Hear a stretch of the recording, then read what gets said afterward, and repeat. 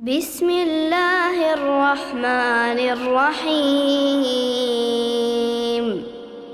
والنازعات غرقا والناشطات نشطا والسابحات سبحا فالسابقات سبقا فالمدبرات أمرا يوم ترجف الراجفة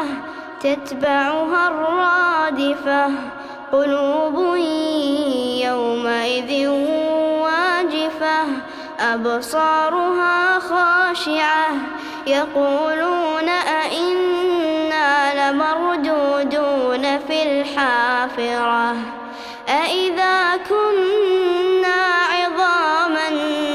نخرة قالوا تلك إذا كرة خاسرة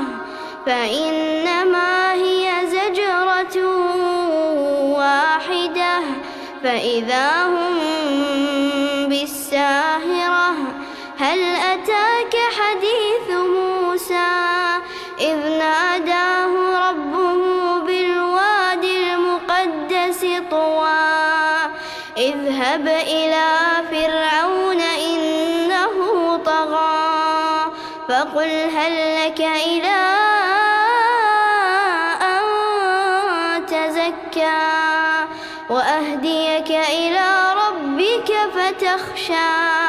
فأراه الآية الكبرى فكذب وعصى ثم أدبر يسعى فحشر فنادى فقال أنا ربكم الأعلى فأخذه الله نكال الآخرة والأولى إن في ذلك لعبرة لمن يخشى أأنتم أشد خلقا أم السماء بناها رفع سمكها فسواها وأغطش ليلها وأخرج ضحاها والأرض بعد ذلك دحاها أخرج منها ماءها ومرعاها والجبال أرساها متاعا لكم ولأنعامكم فإذا جاءت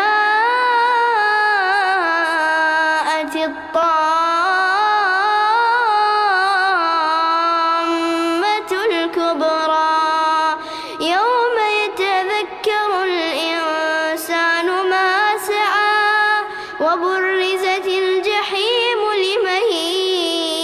يرى فأما من طغى وآثر الحياة الدنيا فإن الجحيم هي المأوى